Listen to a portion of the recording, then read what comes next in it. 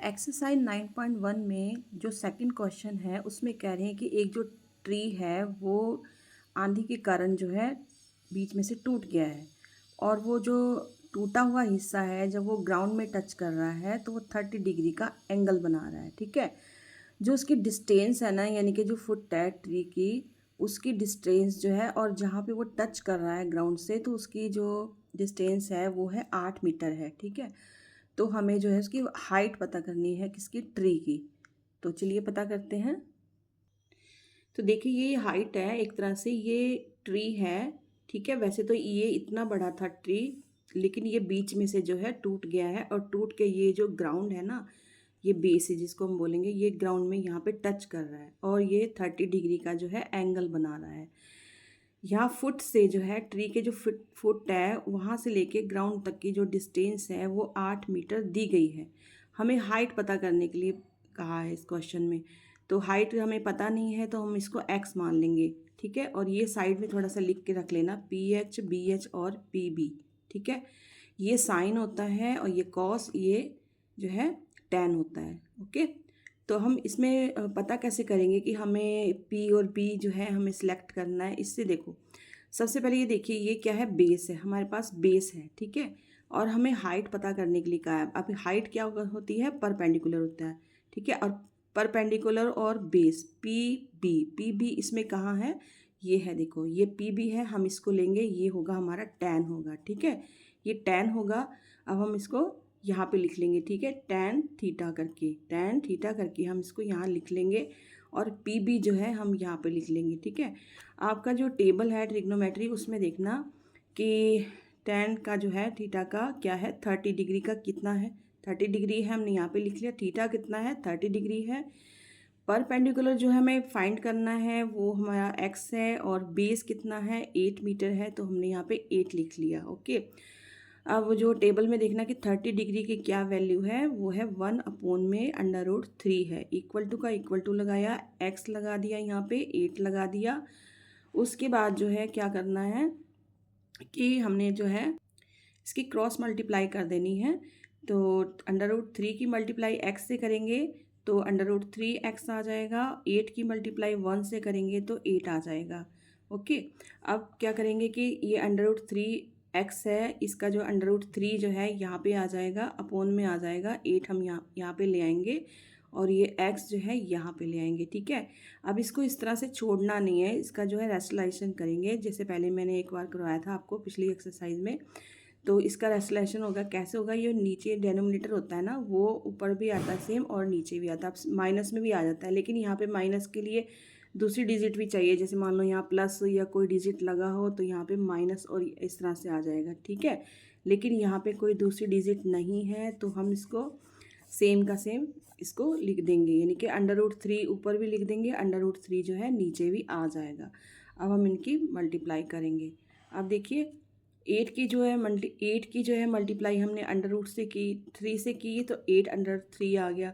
3 का 3 आपको पता ही है, √3 से 3 और 3 जो है कट जाता है तो 3 आ जाता है। ठीक है, यहाँ पे ये मीटर लिखेंगे, यानी कि ये हमारा पहला पार्ट हो गया। यानी कि ये क्या हो गया, ये पहला पार्ट हम क्यों कह रहे हैं इसको, क्योंकि हमने अभी तक इसकी जो है यहाँ से यहाँ तक की जो है हाइट पता की है।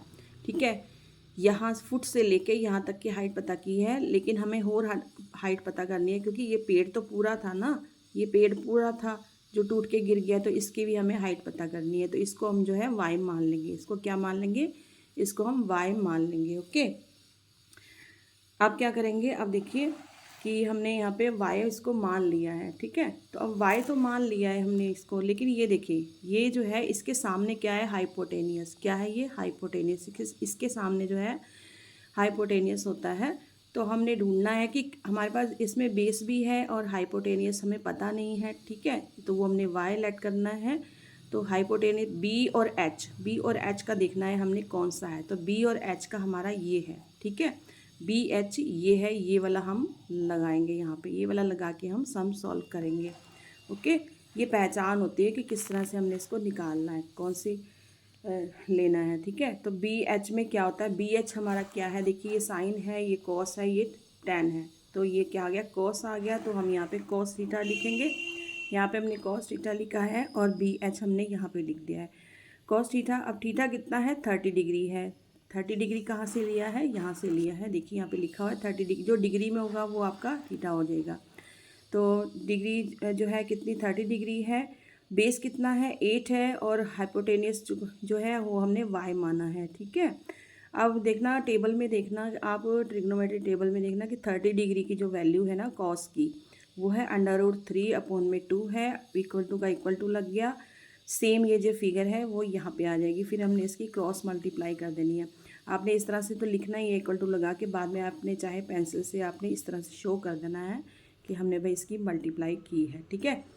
अब √3 की मल्टीप्लाई y से करेंगे तो √3y आ जाएगा। इक्वल टू का इक्वल टू आ जाएगा। 2 की मल्टीप्लाई 8 से करेंगे तो 16 आ जाएगा। अब √3 y का जो है √3 यहाँ पे आ जाएगा, अपोन में आ जाएगा। 16 ले आएंगे, y का y आएगा। अब इसका क्या करेंगे, इसका भी रेशनलाइजेशन करेंगे हम, ठीक है। ये √3 जो है यहाँ पे भी आ जाएगा और अपोन में भी आ जाएगा, ठीक है। तो देखिए 16 की मल्टीप्लाई √3 से करेंगे तो 16 √3 आएगा। दोनों जो है सेम है, यहाँ पे दोनों जो है सेम फिगर है और अंडर रूट में है तो इसको कैंसिल होके ये 3 आ जाएगा। तो ये सेकंड पार्ट का जो है हाइट है, ठीक है। सेकंड पार्ट की हाइट है, यानी कि जो टूटा हुआ हिस्सा है उसकी ये हाइट है, ठीक है। अब जो है क्या करना है, अब हमने दोनों को टोटल करके यानी कि जो हमारे पास बचा हुआ है, ये देखिए जो ये बचा हुआ है उसकी हाइट और जो है टूट गया है जो है उसकी हाइट हमने निकाल ली है, ठीक है।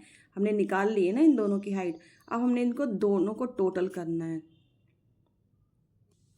यहाँ पे देखिए टोटल हाइट लिख के आपने इक्वल टू करके x और y, हमने पहले x लिया था ना हाइट को, और फिर y को जो हाइपोटेनस को लिया था, तो हमने इसको टोटल में लिख देना है, x प्लस वाई लिख देना है। x हमारा कितना आया था, 8√3/3 आया था, प्लस का प्लस लगाया। y कितना आया है, 16√3, ठीक है। अपोन में 3 है ना, तो हमने यहाँ पे लिख दिया। उसके बाद अब देखिए ध्यान से कि ये दोनों जो है ना ये सेम है, ये दोनों जो अंडर रूट में ना जो डिजिट है वो सेम है, तो हम इसको प्लस कर सकते हैं आराम से। 18 और 16 जो है कितना होता है, जैसे मैंने यहाँ पे बताया अभी। चलो हम इसको यहाँ पे ले आते हैं। देखिए यहाँ पे किस तरह लाए हैं, इन दोनों का जो एलसीएम है सेम आएगा यहाँ पे, और ये भी जो है सेम ही आएगी क्योंकि ये दोनों सेम है ना, तो इसलिए यहाँ पे सेम ही आएगी, ठीक है। तो √8√3 यहाँ पे लिखा, प्लस लिखा, 16√3 जो है हमने यहाँ पे लिखा, और ये दोनों सेम है तो हमने यहाँ पे लिख दिया। अब हमने इसको प्लस करना है, 16 और 8 जो है 24 हुए, √3 जो है एक ही आएगा, सेम आएगा, ठीक है। जैसे कॉमन ले लेते हैं, यहाँ पे आ गया, प्लस किया, 3 का 3 आ गया। अब जो है 3 से हम जो है 24 की कटिंग कर सकते हैं। 3 1 3, 3 8 24 आ गया, 3 8 24 आ गया। अब 8 बचा है, √3 बचा है, तो ये इसकी जो है टोटल हाइट हुई है, यानी कि ट्री की जो है टोटल हाइट हुई है। तो ये इसका आंसर हुआ। करते हैं नेक्स्ट सम। देखिए 9.1 की जो एक्सरसाइज है उसके थर्ड क्वेश्चन में कह रहे हैं कि एक कॉन्ट्रैक्टर है जिसने 2 स्लाइड बनानी है, ठीक है। एक तो बनानी है 5 साल के बच्चों तक के लिए, जिसकी जो हाइट है, जिसकी मान लो ये चीज़ ही है, ये हाइट है जो है 1.5 मीटर है, ओके। और वो 30 डिग्री का एंगल बन रहा है, यानी कि हाइट जो इसकी स्लाइड जब ग्राउंड पे टच करेगी ना, तो ये जो है 30 डिग्री का एंगल होगा। उसके बाद जो बड़े बच्चों के लिए उसने बनानी है, उसकी जो हाइट है वो 3 मीटर है, 3 मीटर है, और उसका एंगल जो है 60 डिग्री बनेगा। तो उसकी स्लाइड की जो है लेंथ पता करनी है, यानी कि जैसे मान लो ये स्लाइड है, इसकी लेंथ पता करनी है दोनों की, ठीक है। यानी कि 5 साल तक के बच्चों के लिए जो स्लाइड बनानी है उसकी, और जो है बड़े बच्चों के लिए उसकी स्लाइड जो बननी है उनकी जो लेंथ पता करनी है। तो चलिए करते हैं। देखिए आधे से ज़्यादा जो आंसर होता है ना सम का, वो क्वेश्चन में ही लिखा होता है। तो हमने इस तरह से पहले, अब हमें डायग्राम तो इसमें दिया नहीं गया है, तो हमने इसका डायग्राम बनाना है, ठीक है। तो हमें पहली जो स्लाइड दी गई है, मान लो ये फर्स्ट पार्ट है, इसकी जो स्लाइड बोली गई है 5 साल तक के बच्चों के लिए, उसकी हाइट है 1.5 मीटर। हमने यहाँ पे इस तरह से डायग्राम बना लिया। जो हमें पता करनी है, यानी कि ये जो स्लाइड है, ये स्लाइड है, इसकी लेंथ पता करनी है, यानी कि हाइपोटेनियस, 90 डिग्री के सामने हाइपोटेनियस होता है, तो हमें ये पता करना है। तो इसको हमने x मान लेना है, और ये 30 डिग्री हमने ये जो एंगल हमें दिया गया है क्वेश्चन में वो लिख लेना है। उसके बाद जो है हमने दूसरे पार्ट में हमने इस तरह से ये डायग्राम बना लेना है। चाहे तो आप इसको टर्न वाइज बना लो, चाहे जब ये पार्ट पता करेंगे तब इसका बना लो, ठीक है। लेकिन मैंने यहाँ पे बना लिया है इसको। यहाँ पे भी जो इसकी हाइट दी गई है वो 3 मीटर दी गई है। हाइपोटेनियस जो है 90 डिग्री के सामने होता है, तो उसको हमने y मान लेना है। ठीक है, तो इसका एंगल कितना दिया गया है, 60 डिग्री दिया गया है। अब हमने जो है इस तरह का ये लिख लेना है, PH, BH और PB लिख लेना है, क्योंकि हमने यहाँ पे इसका फार्मूला लगाना है।